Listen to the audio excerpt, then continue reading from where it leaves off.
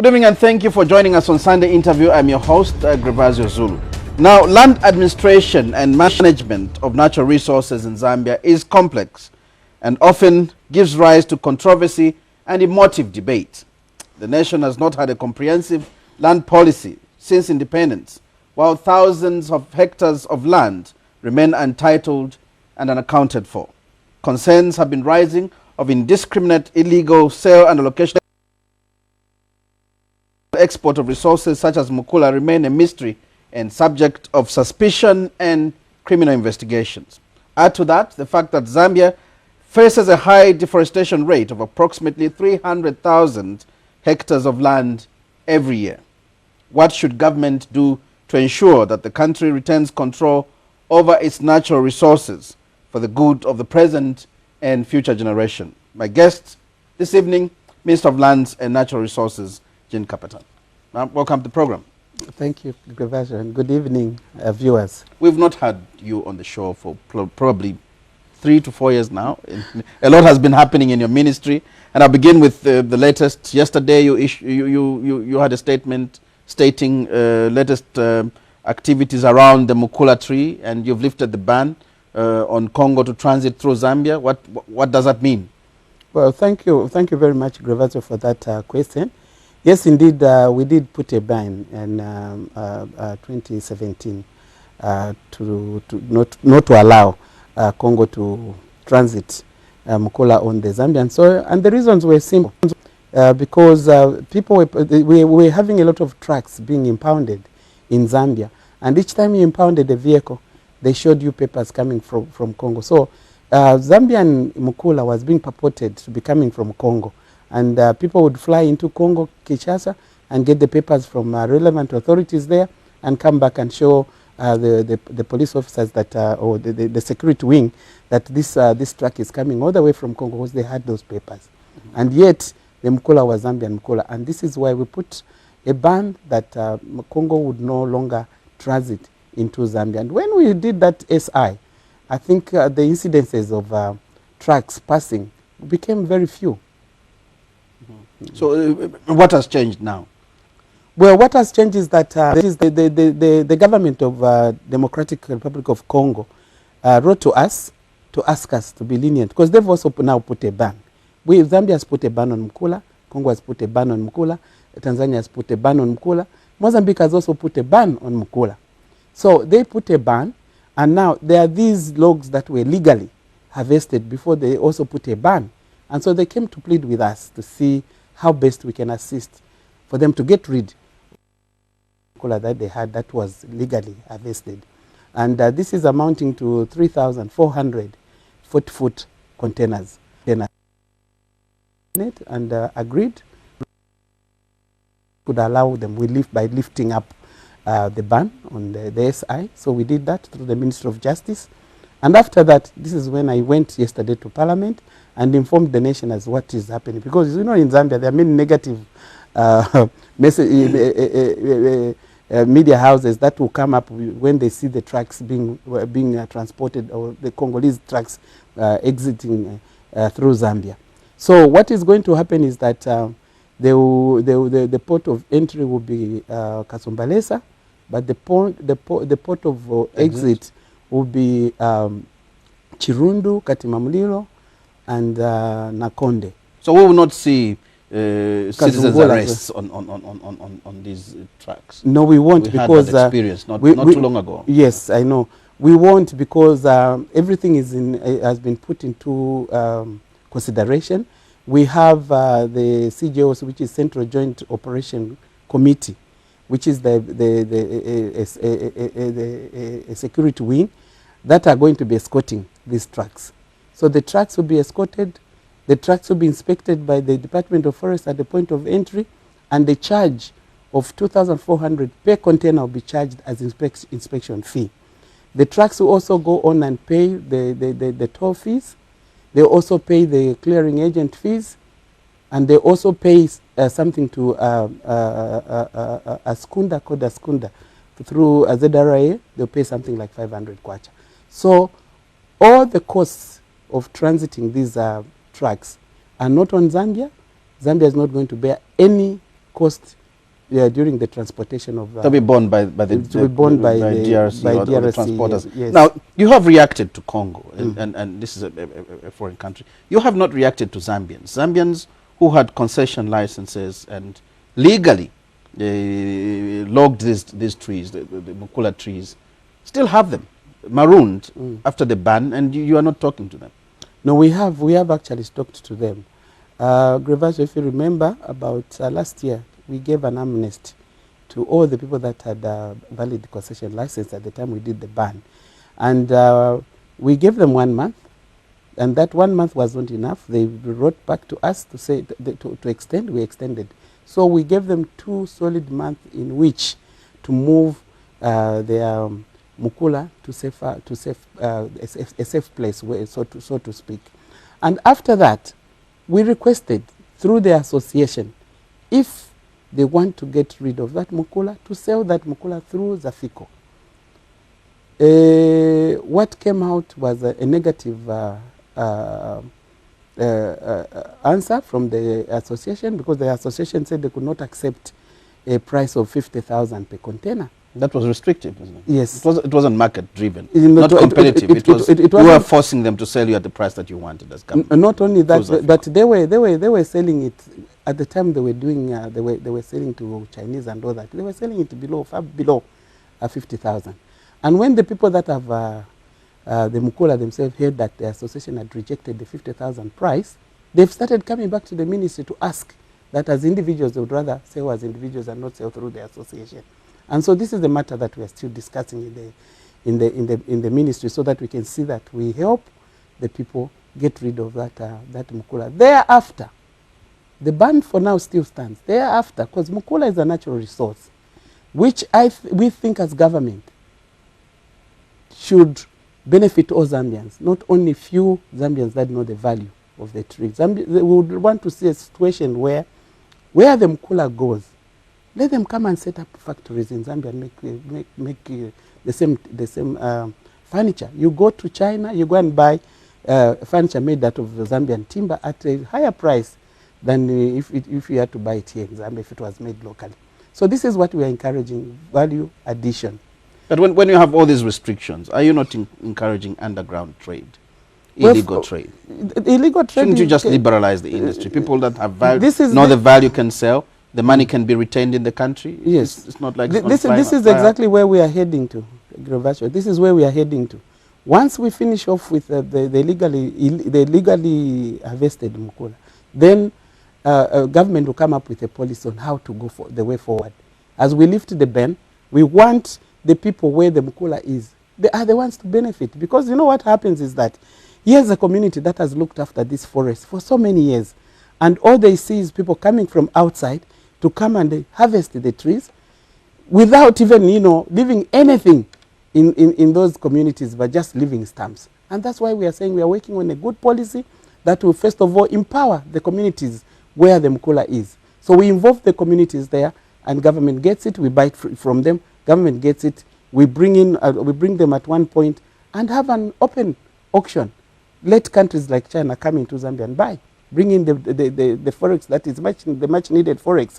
Let Malaysia come in and buy. Egypt come into Zambia and buy on an open market. We auction. And that money goes into Control 99, which is under the Ministry of Finance. And from there, it will benefit schools, it will benefit hospitals, it will benefit yourselves as well, as Zambians. So why is it taking long for these auction floors to be set up? Well, we are in the process. Everything you need to sit down and agree. We are trying to come out, how will we do it, modalities. So we have given our technocrats from the Ministry of Finance, myself, my ministry, and other relevant ministries, the chiefs and the traditional affairs, because these forests are actually in the chiefdoms. And all the chiefs see is a Chinese coming with a machinery to just come and cut the trees. That we don't want. We want this to be government-driven through the communities themselves. Now, there's a complaint and a question probably. Why are you interested in the selling of Mukula? Doesn't your role end at conservation? Trading should be for Ministry of Commerce and Trade. Well, the Ministry of Commerce and Trade is also involved. The Ministry of Trade and Commerce is also involved. they will come in as well. Why is Lands interested in selling? No, we are not interested in selling. I'm just giving you the policy that we are just about to do. It's not that it's the Minister of Lands that will be selling, but we are the owners of the department, the forest falls under Minister of Lands. And this is why I'm talking about these issues. I've said that we're not doing it on our own. There are other line ministries that we are working together with. There's the Minister of Transport, there's Commerce and Industry, there's Chiefs and Traditional Affairs, ourselves, there's Finance, there's even Education. So I still need to ask, there seems to be a lot of military control around Mukula and Zafiko still involved. Isn't that overtaken now? Why don't we allow business to flow freely? Well, for now, because we have not yet lifted the ban, the security wing they'll still be guarding the forest, because you know you agree with me previously that every day you heard of about 50, 100 trucks impounded here, there. So since the security wings came into to assist the ministry, the incidences have gone to almost nil. If you hear of a truck being impounded, maybe it's one after so many months. Have you gotten rid of all the trucks that were impounded, plus the Mukula? No, we still have some in government custody. We still have some in government custody. The reasons are simple. Some of them are in the courts of law. So until they are dealt with, and then that's when we can. There's concern that you've been undervaluing as government, undervaluing the Mukula that you've seized from people, as you auction it through Zafiko.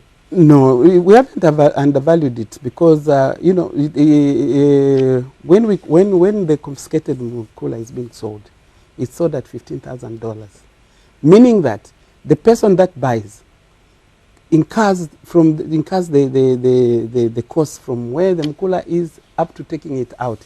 So Zambia does not spend any coin on it, apart from the escorting of the inspection and also escorting of the trucks by the security wing. So 15,000 for us we felt was a good amount of money to charge. Let's look at the forestry issue. I mean, Mukula may also fall under that. There's concern that your ministry is not doing enough to protect the forest. 300,000 hectares of deforestation of land every year. Well, first of all, we have challenges in that. The reason why we're having deforestation at that rate is because there are a lot of challenges. First of all, you know, in the olden days, we used to have people we used to call Kapenda Mabola. These are forestry rangers in the forest. Of late, the manpower is not as good as it was in the past, and we have said that as a ministry, we would want to work in collaboration with other ministries like the Department of Fisheries, Livestock and Fisheries, and also the Ministry of Tourism, because they have Zawa, who look after the animals. We have forest rangers who look after trees. We have people from fisheries who look after fish. So that one person, if one person is in a certain area and there are animals in there, there are trees in there, and there's a river, the fish is there, let's collaborate so that we put one person to look after the three issues that we have. That way, we'll have a lot of people distributed in different places, safeguarding the forest. You're taking too long. No, we are not. The time that policy takes effect, the time we have enough manpower, the forest will be gone. We've been on the round table with the other ministries, and we are still discussing, and I hope that can come to pass as soon as you have an investment plan for the forest, I suppose, and I think the president spoke about it, and you've been talking also, intending to plant, is it 1 million trees? Yes, we have a project running at the moment to plant 1 million trees, and this one is targeting school-going children, pupils. And you are aware that in Zambia we have almost close to 4 million pupils. And if every one of these pupils plant a tree, would have more than 1 million trees planted, close to 4 million. So we have targeted schools. We are doing nurseries at the moment in different schools. And in Lusaka province, we have targeted about 15 already. We are in 15 schools scattered within the province that are setting up nurseries. And we've done a lot of tree planting, and we are encouraging even communities chiefdoms to plant, at least every household should have a tree or trees planted around. It can be citrus tree, it can be exotic trees, it can be anything that they want to plant, but let every household at least plant a lemon tree, a mango tree, avocado tree, because these are also nutritious fruits which can also be turned into money for them, so that they are able to meet some of their needs. It's an ambitious project. Who's monitoring this? I mean, at what point do we know? Now we've done 1 million, and we can yeah, there's an NGO that we are working with, being run by some colleagues of ours, and they are working in conjunction with our Department of Forestry. You intend, you had mentioned that forest officers in 107 districts should come up with nurseries of different plants, especially exotic ones. Is this being done? Has the capacity been built already? Do we have the nurseries? Yes, we do have, and I'm sure you saw me take a trip into Northwestern Province. Almost we are encouraging every district to have a nursery, so that as we speak on every household having a fruit tree, let them be able to, so that let them be able to come and collect from the Department of Forest, or buy at a minimal fee from the Department of Forest, so that we can. So every district has been mandated to come up with a nursery, so that people can buy and plant. You have another project that is joint. I think it's both reforestation and empowerment of women. You are encouraging women to plant moringa trees. You want to elaborate more on that? Yes. Moringa is a very, I would say it's a gem plant, in that it's got a high value. And on the world market as it stands today, moringa is being turned into capsules, and they're also making tea bags out of it for moringa. It's medicinal. It's also food for animals. So we are clearing some plantations, some forests in Kawambwa and Central Province, and at the moment we have issued out 2.8 million polythene bags, so that they can put up seedlings. And the moringa plant doesn't need, it's not labor intensive, and it doesn't take long to mature. So we want to empower women to plant this moringa tree, and then they can be able to export it outside the country and gain the much needed forex. In terms of numbers, how many women are we looking at? Well, we are looking at the beginning about 486 women to start with. That is in Kawambwa, and also another 400 and something in Central Province. Let's move on and look at another issue. Land policy. This has been a controversial issue. I mean, a lot of people are not happy with you, particularly traditional leaders. What are the main points, before we go to the issues raised by the traditional leaders, what are the main points in this land policy that you would say this stands out and it's a good thing? First of all, Grevasio, allow me to mention here that Zambia's land is divided into two.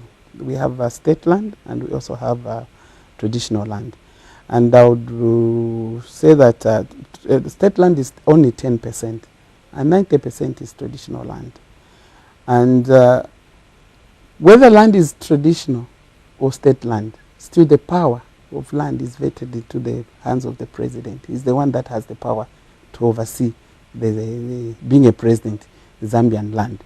So the land policy has stored for a long time. The process started as early as 2006. In 2007, it stalled because of NCC. People felt that we could not put up this policy. First of all, we needed to look at the constitution, so that we see what should come out of the constitution, and then the policy should come. We should then start working on the policy. From 2007, we've been trying. Different ministers, year in, year out, they've tried to put the policy on the table, but not because of so many people not reaching consensus. So far, we did during the validation. I'm sure you remember that the chiefs walked out on us because they felt that they were not being mentioned in the document. They also felt that power was being sapped away from them as traditional leaders, in terms of being control of the traditional land. But whatever issues that the traditional leaders raised are contained in the document. Have you amended the document to include what they want? Yes, we have, and I've been to the House of Chiefs twice myself to discuss the document with the traditional chiefs.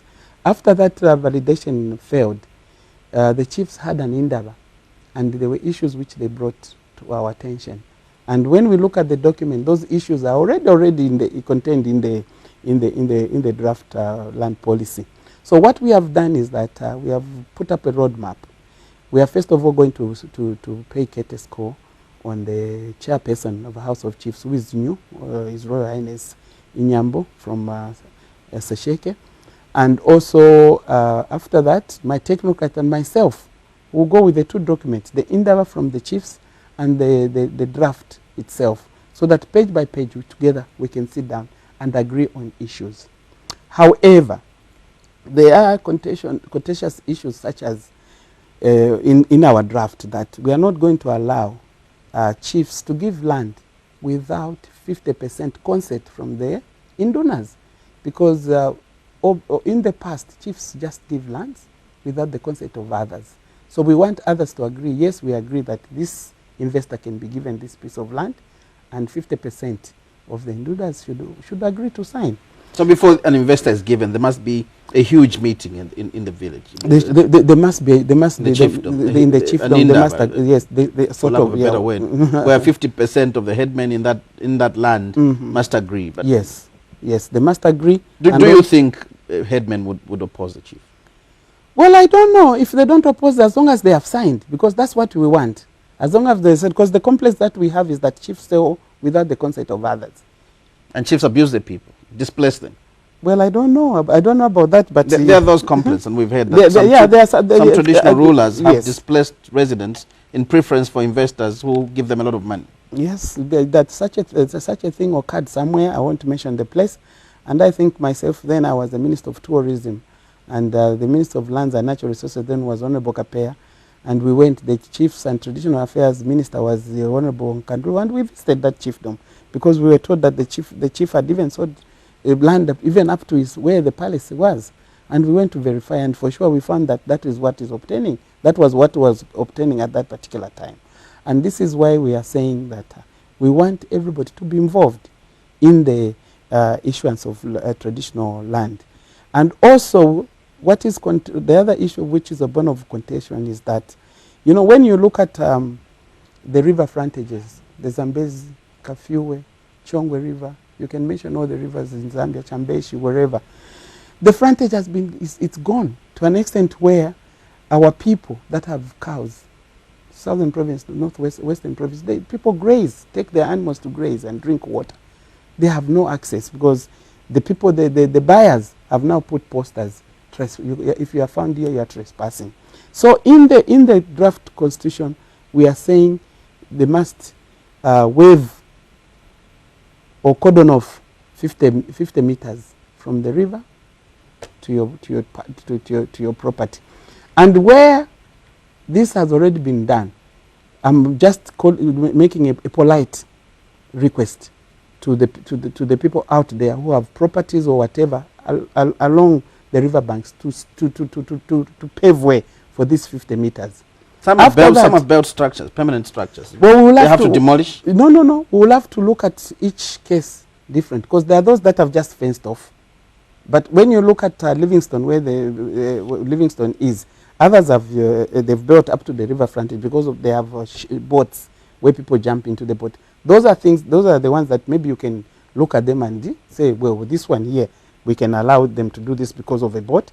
But next, if they still have this land which is on the other side, they must open up to 50 meters for people to access the rivers, because those are natural resources and they cannot stop people from having their animals grazing and drinking water from those. Why shouldn't chiefs be worried with this land policy? They were worried initially. Why shouldn't they be worried? They shouldn't be worried because we mean well.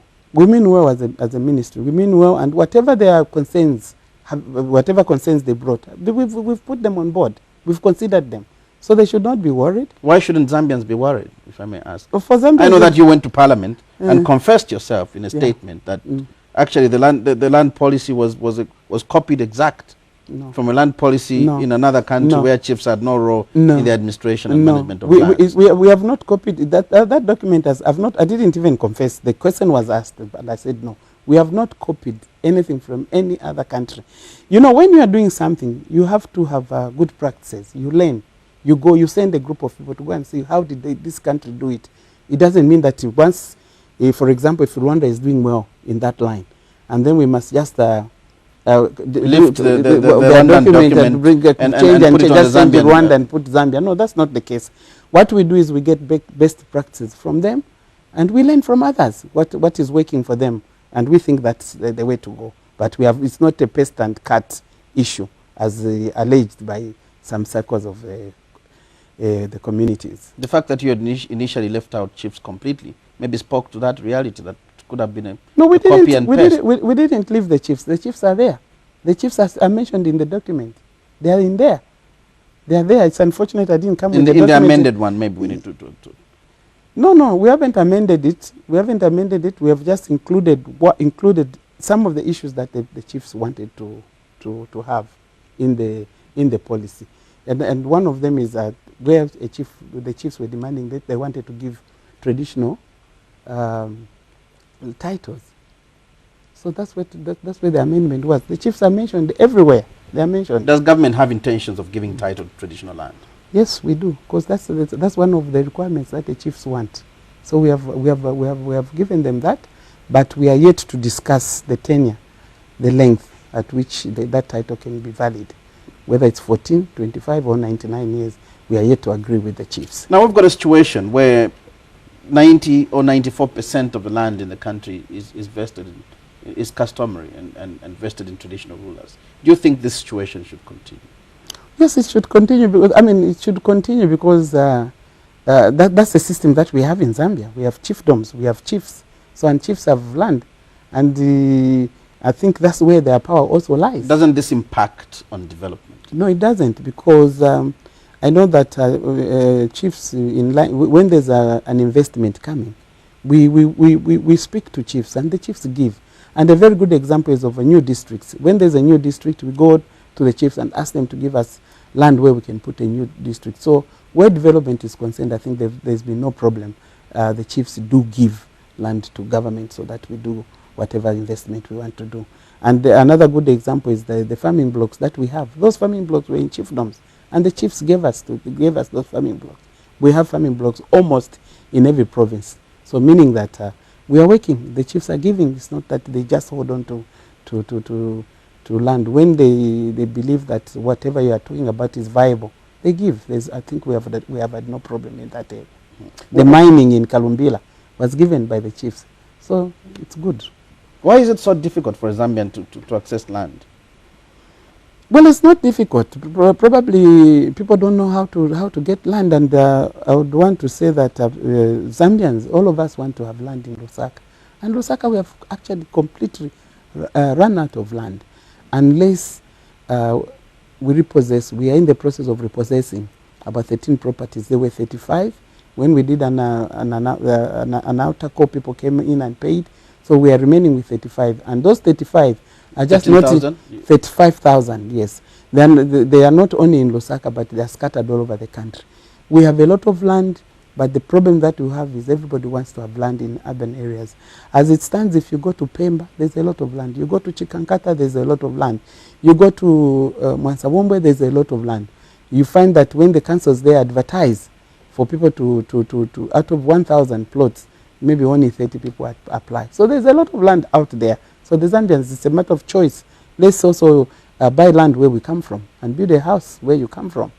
Let's have look at, married to that, let's look at the National Land Titling Program. This was launched 2013 and 2015, that's together with the land audit. The titling program was given impetus by being included in the budget of, I think, 2017. What is the progress and update on that? Well, thank you very much for that very important question, Grabeso. First of all, we have opened the National Titling Center, which is based in the Lusaka Showgrounds, just opposite TNT gym. So for those that think that the Ministry of Lands has no space where to park their vehicles, there's a lot of space at the National Titling point office in the showgrounds.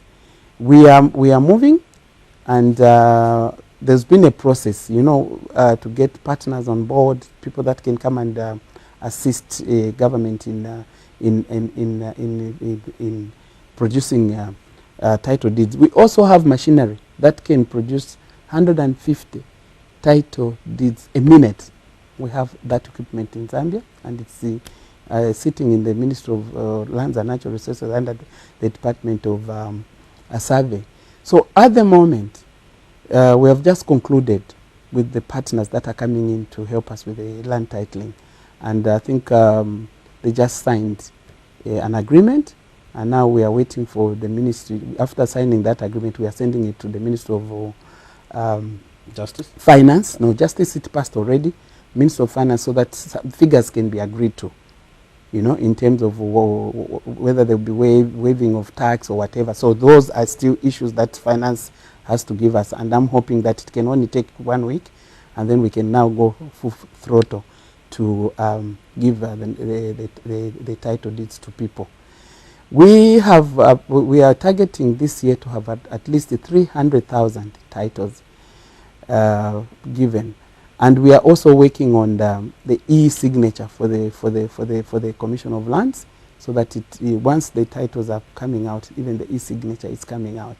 But also around the signature, there have been some problems because people think that that can be forged by other people. So we are trying to put in security measures in the system so that no one can forge the signature of the Commission of Lands. So we have moved, and I would like to call upon the Zambians out there to give support, and also to caution them that there are people that are going around, especially in the peri-urban of Lusaka, because we've already started going door to door, sensitizing people on the land titling.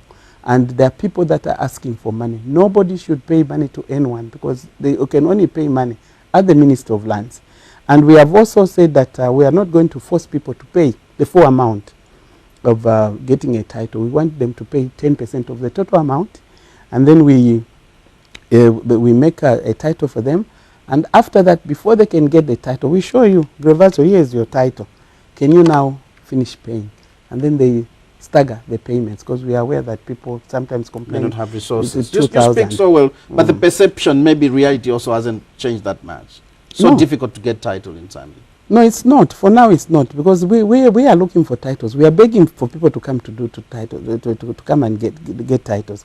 For those that are finding it difficulties, our offices are open. My office is open. The office of the PS is open. The office of the Surveyor General is open. Please come to the ministry, and we will assist you. We have a customer center there. Come to the customer center. They will serve you. They will show you what to do. Sometimes people don't fill in certain documents. And as long as you come in, you fill in, and you leave out one document, and you don't come back, it's then very difficult to get back to you. So it's best that people come back and follow up if they've written, to come and find out why their titles are not out. There could be one or just a small issue. It could be a telephone number. You know, the system was such that once a client gets an ITT, we never used to get their numbers, but now we get numbers, so that it's a two-way system. We are able to send an SMS to a customer to say, your dues are, you're supposed to come to the Ministry of Lands to come and pay the following dues to us.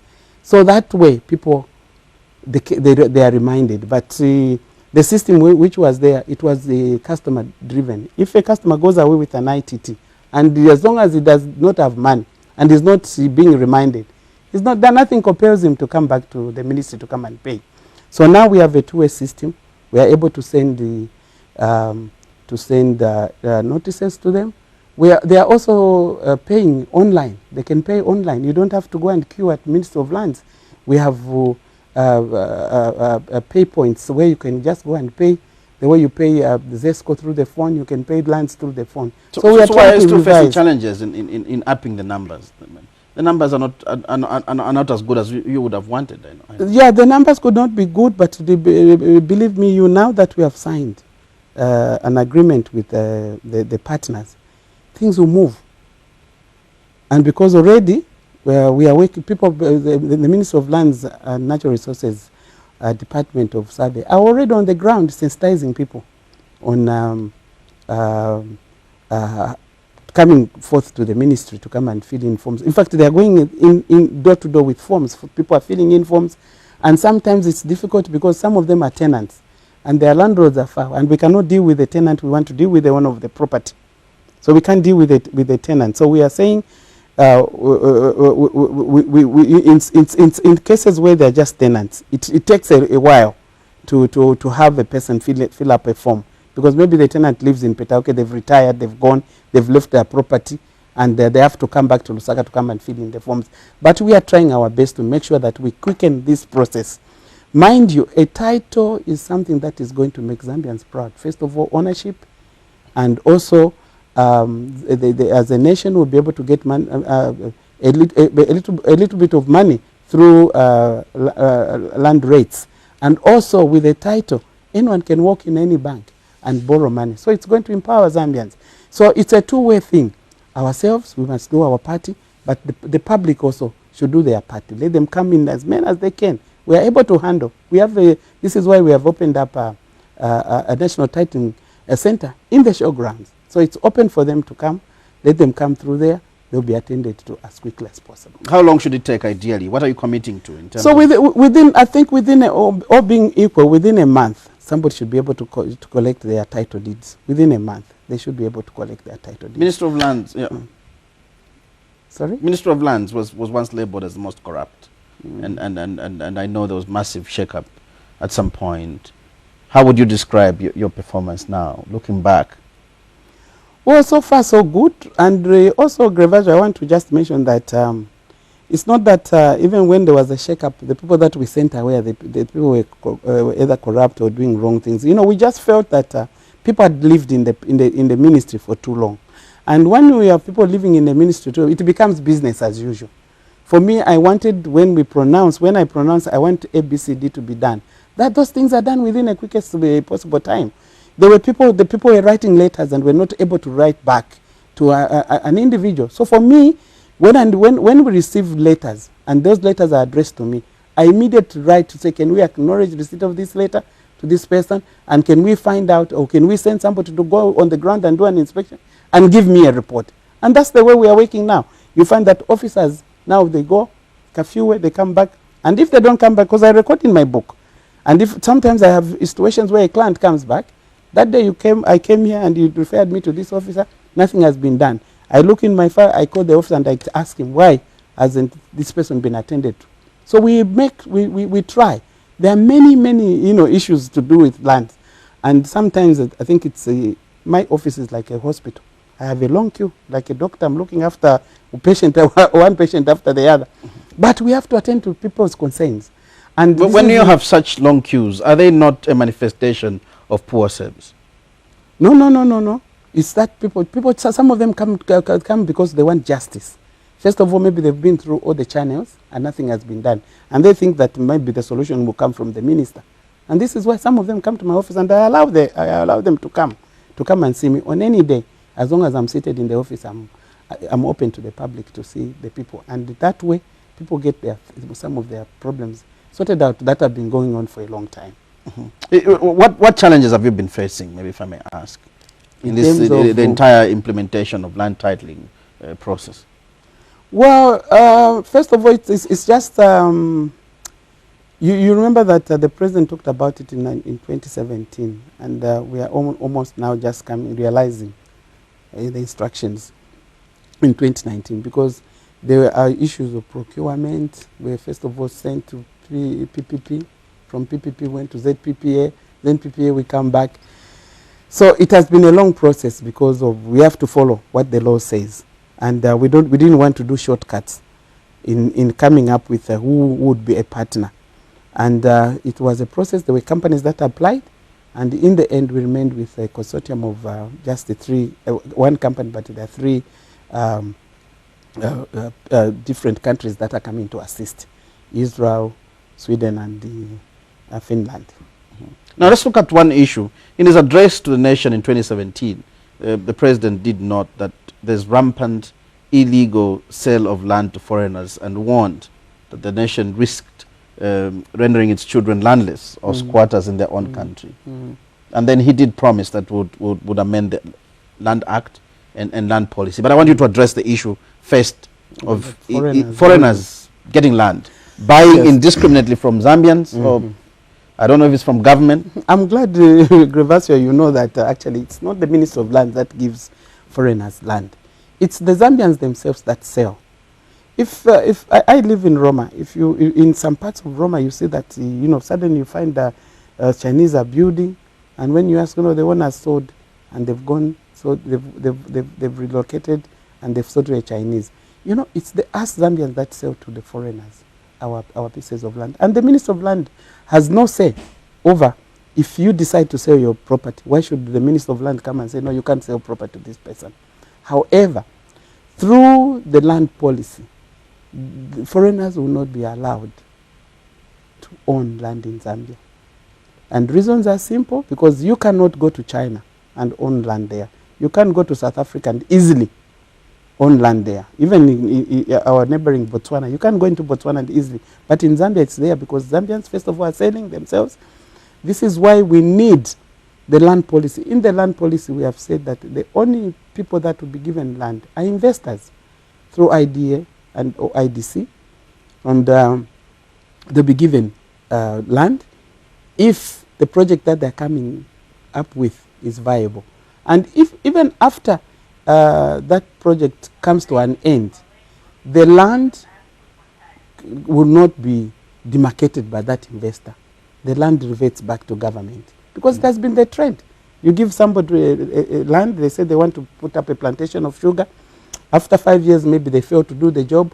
They then start demarcating into small. That would be a thing of the past. They're not going to allow smaller plots and sell them at exorbitant prices. So what happens to foreigners that have bought land now from Zambians? Well, those will be left, because unless we want to face a lot of litigations. So that one, no, we can't touch it.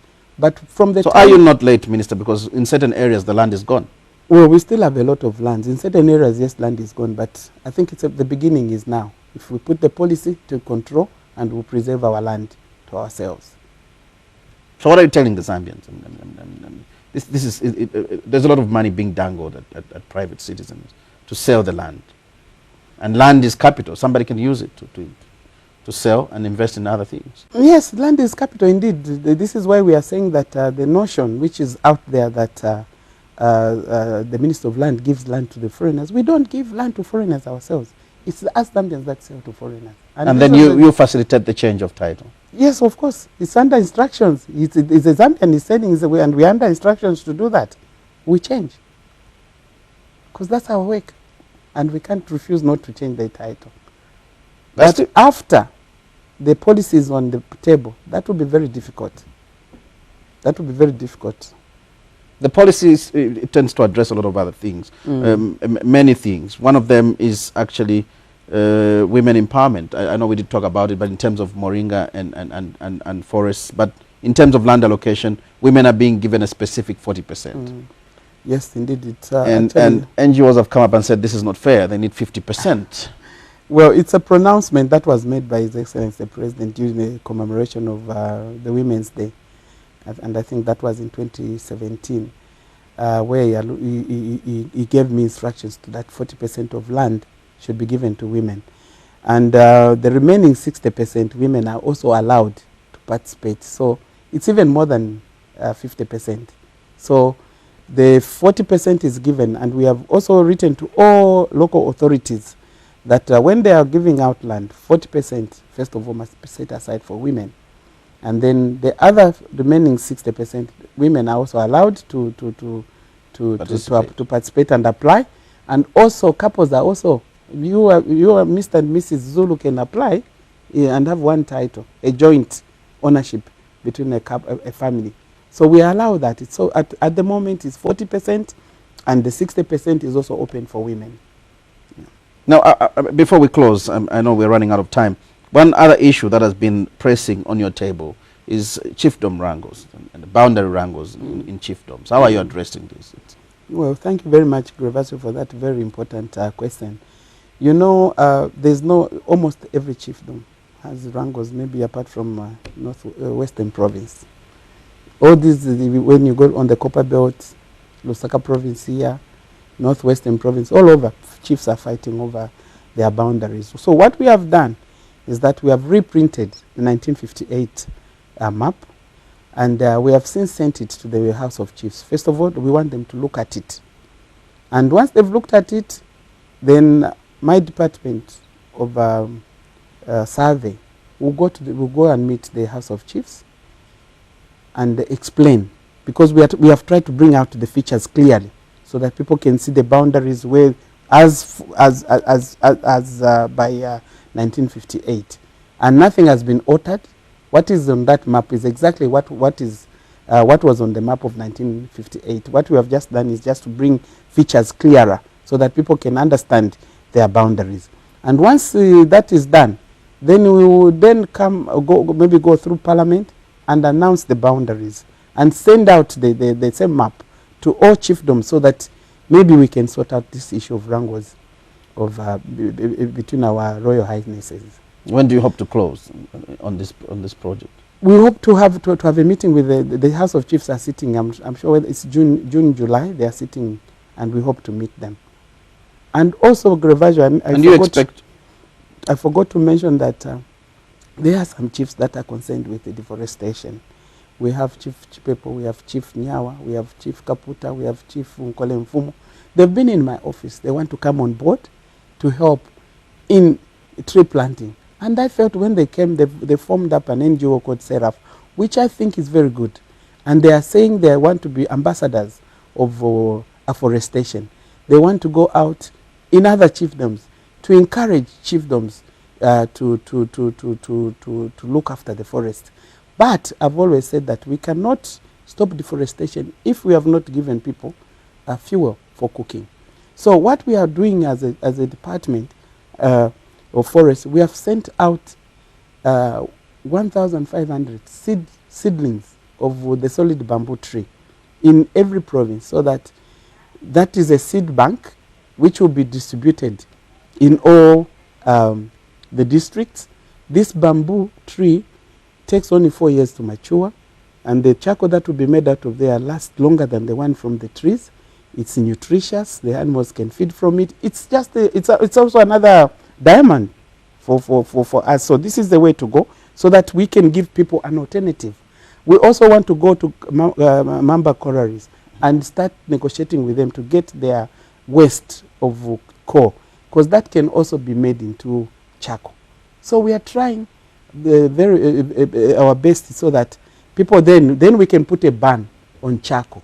We don't want people, because now we have these bamboo trees that are growing everywhere, and once you put that tree matures in 4 years, you can use it up to 60 years. Then you can effectively ban charcoal burn. Yes.